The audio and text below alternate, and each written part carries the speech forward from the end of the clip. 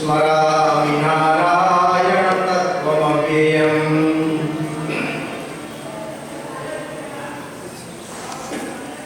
परम कृपाळु भोलानाथ भगवान की शिव पुराण कथाना स्टेज पर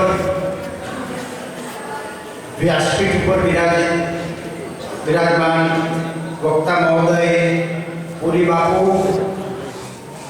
तेमज आ प्रसंगे उपस्थित महामंडलेश्वर मोहनदास जी महाराज एमनी साथे पधारेल संतवृंद तेमज आ राममोहन मंदिरना महंत श्री हमारा स्नेही रामकुमार दास जी महाराज तेमज पंचमुखी हनुमान पोपट चौकड़ी थी पधारेला रघुनंदनदास जी महाराज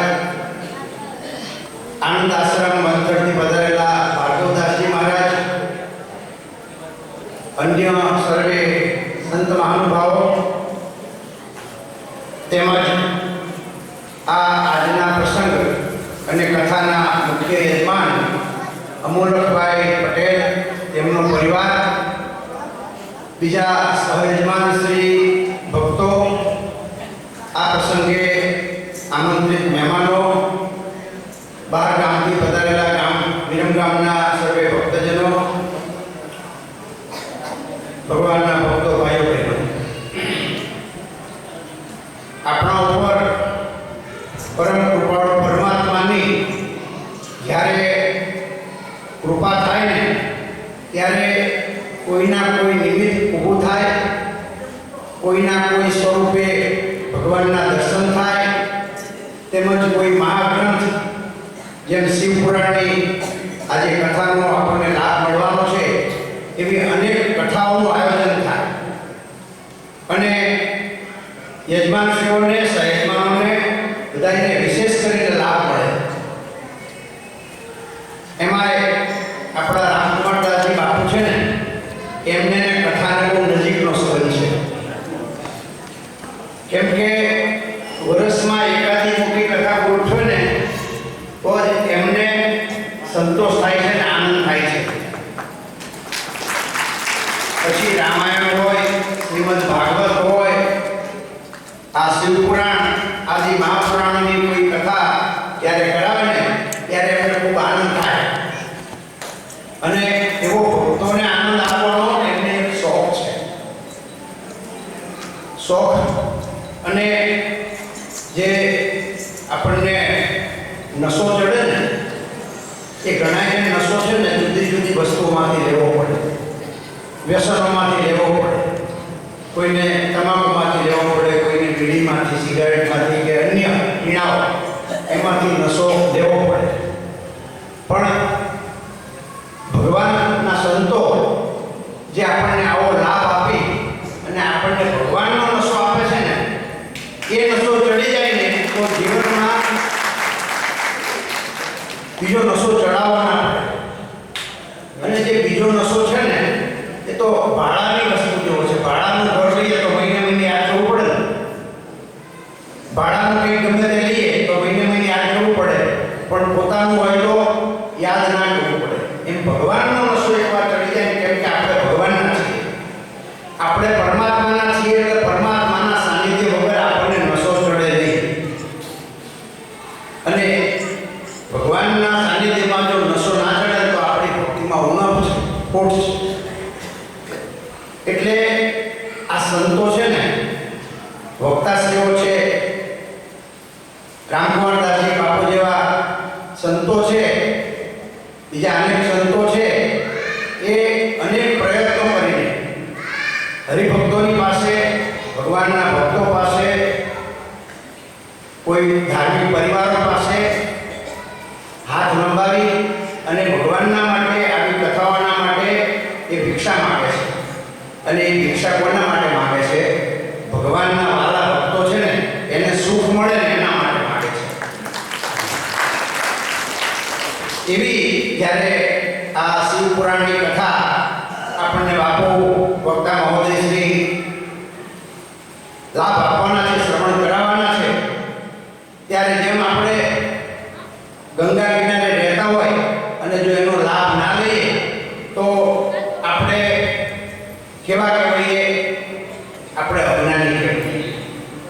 એટલે આવો સુંદર લાભ આપણને વિરમગામના આંગણે અને વિરમગામનું મુખ્ય મંદિર, જેમ અમદાવાદનું મુખ્ય મંદિર જગન્નાથ મંદિર છે ને, એમ વિરમગામનું મુખ્ય મંદિર આ રામમહોલ મંદિર છે.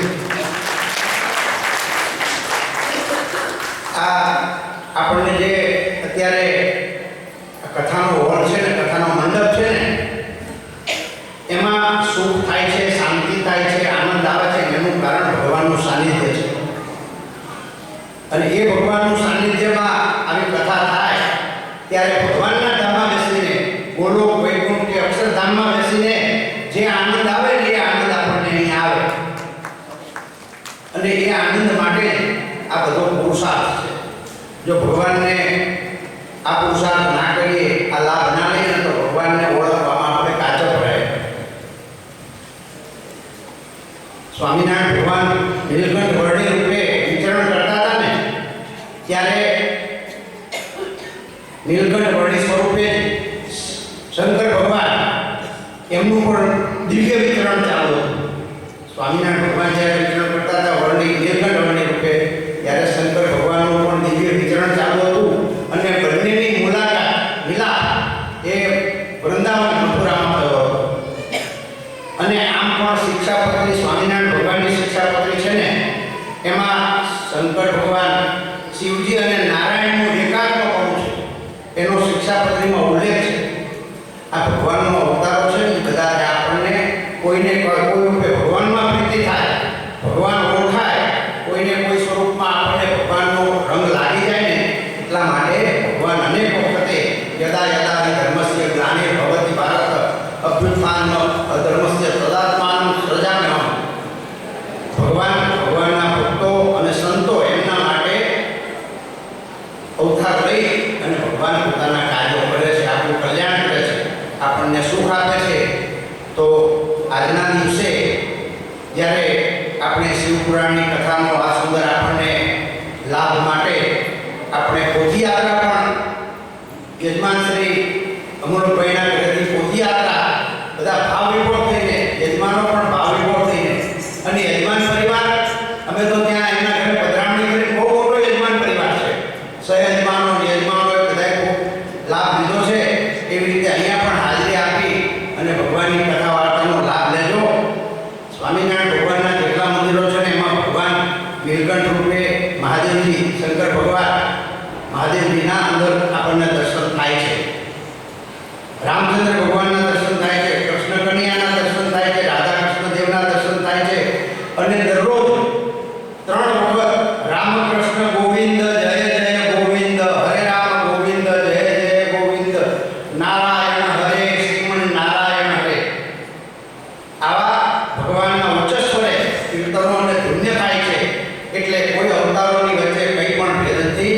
આપણે બધા ભગવાનના છીએ, ધર્મના છીએ અને એક પરિવાર છીએ. એટલે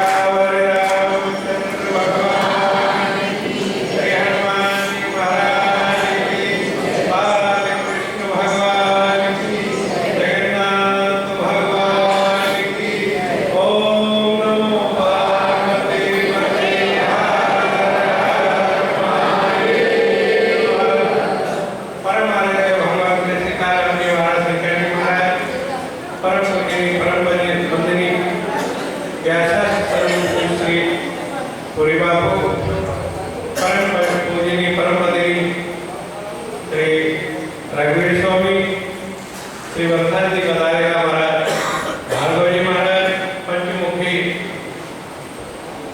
हनुमान जी बताएगा, रघुनंदन दास जी, मुद मंगल में संत समाजु, योजक जन्म तीरथ राजु, कथाना आयोजक परम पूजनीय परम पदवी परम उदारेवा महाराज मित्र महामंडलेश्वर स्वामी श्री रामकुमार दास जी महाराज, कथाना मजी मुक्ति विद्यमान हम लोग भाई इन समस्त परिवार, समस्त दैनिक विद्यमान भोजनदाता, समस्त कथा श्रोता भाइयों का आते हरि कृपा जाय पे हुई आए दे महाराज सोई ये रघुवीर स्वामी के कीदू एवं वास्तविक महाराज जी और कथा में बचे अटलो सुमेर है कि महाराज और मंदिर में ईट में राम कथा, शिव कथा, श्रीमद् भागवत कथा गूंजती हसे केम के आ मंदिर की ये महाराज विकास करे व्यास जी महाराज कथानी माध्यम की केम की जाए समय महाराज जी ने गादी पर भी बनावा आया था वो नहीं मानता कि ये समय महाराज पासे अटला मोटा मोटा सेवको होय और मोटा मोटा कई साधन होय पर महाराज सदैव प्रयत्न करता रहा सारा सारा भक्तों की कथा कराएंगे और सर्वप्रथम तो गौशाला महाराज बनाई कथा में माता माता ने कथा थी सर्वप्रथम गाय माता गौशाला बनाई और गौशाला गाय माता नो बाछड़ो नंदी ये तो भगवान सवारी એટલે આ શિવ કથા પછી મહારાજ શ્રી પુરી બાબુની રાખી છે શંકરજી મહારાજ આદિ દેવતા છે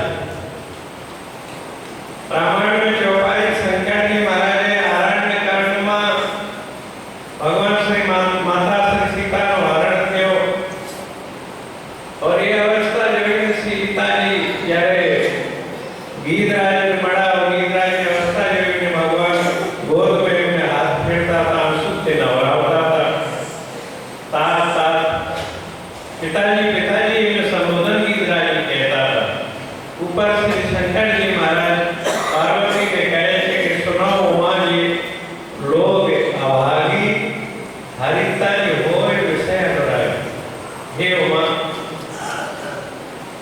आ संसार ना व्यक्ति जीव कितनो दुर्भागी है गीत आदम भगामे सुख भोगी गत दीनी जो जाचक योगी एक भगवान श्री राम गीत ने पिता कही सके थे और बोध में एमने ओगराई के ऊपर हाथ पे एनो के ऊपर सेवा करी सके थे तो व्यक्ति मनुष्य शरीर धारण करके जो भगवान की भक्ति करे तो इन्हें गोद की जगह हृदय में बेसारे पर दुर्भाग्य छे कि सुनो उमा जी लोग अभागी हरिता जो विषय अनुरागी जीव भगवान के अनेक योनि में भटकतो कहूं कि कर्मा न देई देव ईश्वर हे बड़े भाग मानुष तन पावा सुर दुर्लभ तन करवावा जीव मनु अनेक योनि में भटकतो हरे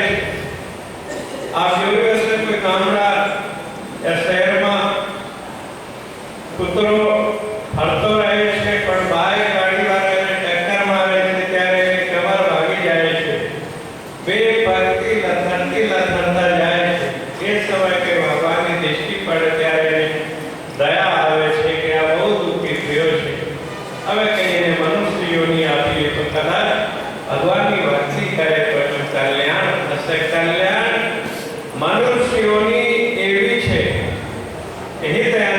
हित पशु पक्षी जाना मानुष गुण ज्ञान देना नीचे गौ माता से महाराज हवगनी ते गौशाला बनावी ગાય પવિત્ર પ્રાણી છે, જેની સેવા કરવાથી તો લોકો હવે તો એને સ્પર્શથી કે હાથ ફેરે તો એનો રોગોનો વિનાશ થાય છે. ગૌમૂત્ર સેવન કરવાથી और ગાયના છાણમાંથી કેટલા લોકો સાબુન બનાવે છે. દરેક ગાય માતાની વસ્તુ દૂધથી લગાય છાણ સુધી મૂત્ર સુધી ઉપયોગમાં પણ આવે છે. પણ ગાયની જે છે આ પગથિયા સીડી ચડીને કથા શ્રવણ નથી કરી શકતી. એટલું એને મૂળ આ એટલે બુદ્ધિ નથી કે હું આરતી થાય છે, આરતીનો દર્શન કરી આવું, ત્યાં કથા અહીં ચાલે છે, કથાનો શ્રવણ કરી આવું. એ તો મનુષ્ય ભગવાન બુદ્ધિ આપી છે. એટલે તો કીધું છે કે માનસ તન ગુણ જ્ઞાન નિધાના. માણસ પોતાની બુદ્ધિથી સદવિચારનો દેખો उपयोग करे और सदैव सदविचार को हृदय में उतारे, कथा हृदय में उतारे, भगवान की भक्ति कथा उतारे, सेवा उतारे तो स्वाभाविक कल्याण થઈ જાય છે. કલયુગ સમયાન જો નર કર વિશ્વાસ ગાય રામ ગુણગન વિમલ ભાવતાર વિનય પ્રયાસ. हमारे कलयुग में भगवान प्राप्ति માટે જ્ઞાનજી મહારાજ बहुत सरल साधन भगवान बताए थे. सच्ची महाराज कलयुग समयान जो नर कर विश्वास गाय राम गुणगन विमल भावतर विनय प्रयास. द्वापर त्रेता सत्ययुगમાં यज्ञની પ્રધાનતા હતી, અનુષ્ઠાનની પ્રધાનતા હતી, તપની પ્રધાનતા હતી. પણ નારદજી મહારાજે જ્યારે ભગવાન શ્રી રામજીથી પૂછ્યું શું ભગવાનથી કે કલયુગમાં આટલું લોકો તપ ન કરી શકે, 1000 વર્ષ 500 વર્ષ દે और ये यज्ञ न કરી શકે, त्याग न કરી શકે. એટલે કલયુગમાં હરિગુણ ભગવાનનું નામ સ્મરણ સંકીર્તન કથા શ્રવણ કરો તો સ્વાભાવિક તમારો જીવનો કલ્યાણ થઈ જાય છે. એટલે કલયુગમાં બતાવ્યું નારાયણજી મહારાજે ભગવાન આશીર્વાદ આપેલા છે કે નારાયણજી માંગો છે ભગવાનથી કે ના તે એક વાર માંગો કે રામ કૃપા કરજો. હે પ્રભુ આપની જોડે હું વર માંગવા માંગુ છું, વચન માંગવા માંગુ છું, આપ મને કૃપા કરીને આપો. નારાયણ ભગવાન કીધું તમને મારા પર વારંવાર શંકા થાય છે, વિશ્વાસ નથી થતો. નારાયણ કેમ એ તમે બોલે ને વિશ્વાસ તો સંપૂર્ણ છે કે તો આપને ચરણ પકડું છું, પણ એક જે વચન માંગવા જાઉં છું એ મને આપ વચન આપો તો થશે. ત્યારે કીધું છું કે જે દ્વાપર ત્રેતામાં સતયુગમાં અનેક યુગોમાં જે આપની ભગવાનને 16 પૂજા કરતા હતા, ભગવાનને સ્નાન કરાવી, વસ્ત્ર ધારણ કરી, એને સુંદર ભોગ રાગ આરતી કરી, એમને જે સેવાથી સ્પર્શથી દર્શનથી કલ્યાણ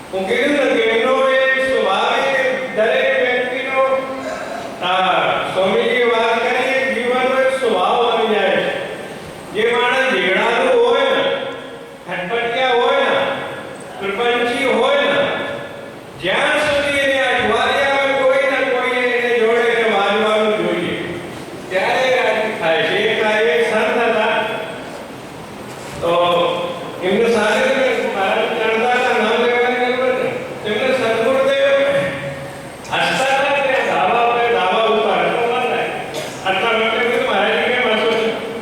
બોલે કે આજે બહુ પ્રસન્ન છે કે એમનો શું સતો નામે મારા જાણે છે નામ લેવું બહુ પ્રસન્ન ચિત્તે આવે છે. તો હું તો કહીને આનંદની કોઈનું ન કોઈને અપમાન કરીને આવ્યો હશે કંઈ ને કંઈ ખોટું કરીને આવ્યો હશે તો પ્રસન્ન છે. એ વ્યક્તિનો સ્વભાવ એવો છે કે જીવનમાં કોઈને શાંતિ આપે યા પ્રસન્ન દેખે યા સન્માન કરે આવેલા થતો નથી. એટલે જીવનો સ્વભાવ બની જાય છે. એટલે મહારાજનો વિક્રમકુમારદાસ મહારાજનો આ કથાથી એવું લગાવ છે કે સદૈવ કથા કરાઈને આ સુંદર દેખો આપને માટે એક કથા હોલ બનાવી દીધું છે. મંડપની પણ જરૂર ન પડે. જ્યારે આપની બધાની ઈચ્છા થાય ત્યારે હોલમાં કથા થઈ શકે છે. એવા શ્રી અમારા રઘુકુમારદાસજી મહારાજ જ્યારે મારા જીવનની શરૂઆત હતી ત્યારે અમે ખૂબ સાથે દરેક રીતે રાખતા હતા. પોતાની સાથે ખૂબ નાના ભાઈની જેમ આજે પણ એની સંપૂર્ણ કૃપા છે. એટલે ગયા વર્ષે મહારાજની કથામાં થોડા દુઃખી થયા. એટલે મને ચિંતા થઈ કે મહારાજને કોઈ સંત કોઈ સારું મળે એટલે એમને